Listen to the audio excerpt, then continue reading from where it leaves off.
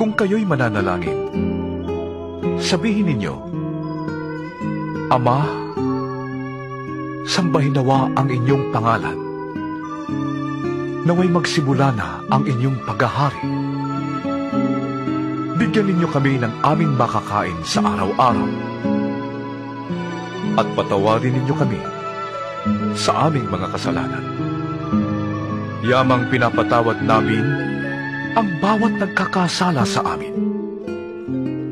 At huwag ninyong hayaang malagay kami sa matinding pagsubok. Humingi kayo, at kayo'y bibigyan.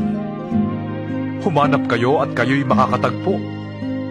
Kumatok kayo at kayo'y pagbubuksan. Sapagkat ang bawat humihingi ay tatanggap.